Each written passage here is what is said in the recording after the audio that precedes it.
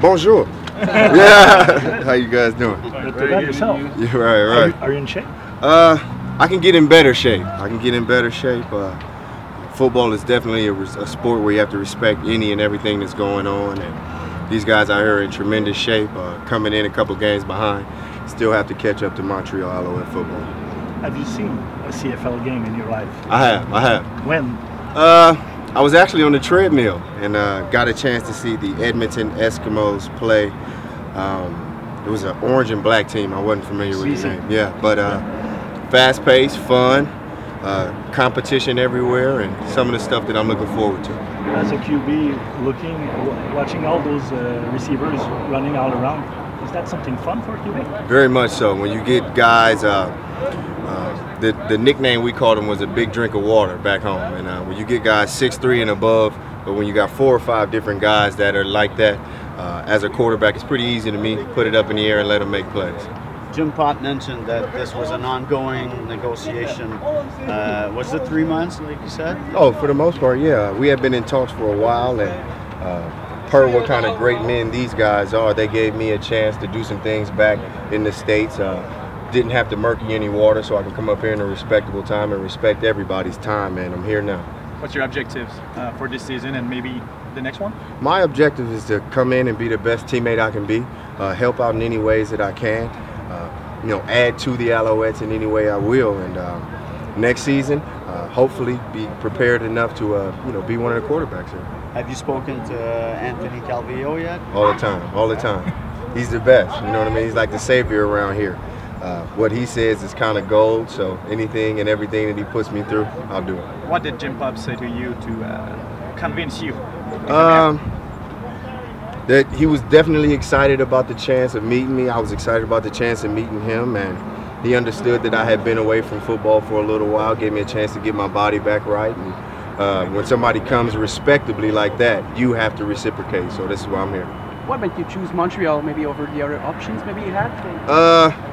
I was told we were like the New England Patriots around here, so the winning tradition. And as I go back and look at the statistics, look at the records, Montreal has been winning for years and years, so it's a good fit. Have you turned the page on the NFL?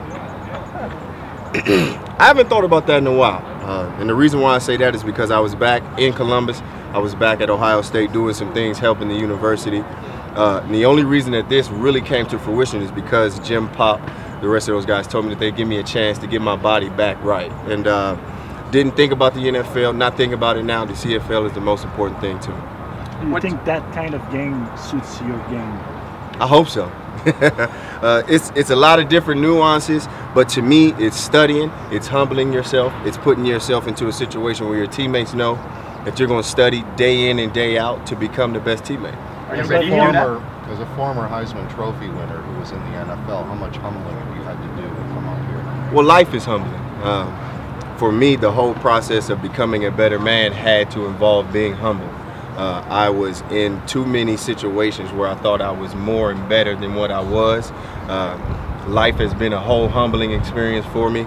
It's a tremendous thing about life when you step into a situation and someone on the outside thinks that it's less than what you're supposed to have, but this is God's plan. I'm not going to say that it is less here and more somewhere else. You have to respect football anywhere it's played. Do you think if you would have had a better BCS, you would not have slipped to the 5th round? To tell you the truth, that's so far in the past. I don't think about that anymore. The things that happen to you in life have to happen to you so that you can become the person and the man or woman that you're supposed to become. That stuff is in the past. Hindsight is 20/20 now. I wish I would have known then, but I know now. But we're moving forward and doing good things. I'm guessing you never thought the journey would take you to Canada, though? No. I mean, honestly, I can ask any of you guys, did you think this journey would take you where it took you? Life is what it is. You got to pretty much put one foot in front of the other, accept things how they come, and roll with it. Did you have any contacts with NFL team in the past months or so? Yeah, I mean, but it's far-fetched, stepping into that type of situation. You have to really put your whole, 110% of your body into it. And I had been a little bit removed from the game. Up there, they expect you to come right now, and that was what was inviting here. It gave me a chance to get back in shape, and we're gonna keep rolling. Did you know some players on the team before you You know, a couple guys. It's always, you know, a funny experience when you get a chance to see the guys that you marveled at on TV. You see them in real life. You get a chance to shake their hands. They're either a lot taller or a lot smaller than what you originally thought, you know what I mean? But you keep it inside, don't say too much. And my mom always told me, don't have nothing nice to say, don't say anything at all. Have you met Duron Carter before? Duron Carter? Yeah. Yeah. Very, very vaguely. And it's funny that you say that because I told him I was going to lean on him. And when I say lean on him, I mean I'm going to be pretty hard. I know his father. I know his lineage, where he comes from. He's bigger than his father.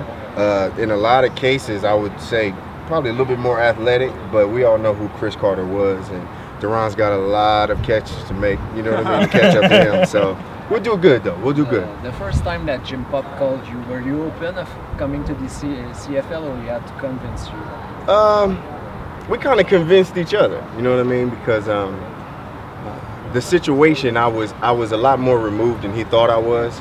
And once I told him how far I was removed, you know, he was kind of reluctant, but then I, you know, jumped right back on him and told him I was incredibly excited. And as soon as we hung up, I would do 10 half gashers. So hopefully it worked. Did you play any ball since you left the Steelers? Or? Yeah, played a little bit. I got a chance to play in Omaha. I'm around guys like Braxton Miller, Kenny Guyton, the Ohio State Buckeyes all day, Cardale Jones. So I have to throw the ball. I have to be able to be accountable, and those guys look up to me, so I'm there all the time. Can you elaborate on what was it you were doing at Ohio State? I was in a development role of the athletic portion of the university, getting a chance to, you know, shake some hands and use my smiles to bring some dividends to the university to make it a better place. But I'm actually, you know, in the how should I put it? I'm in line right now to finish up my MBA at Ohio State and doing some things there. So some good positive things.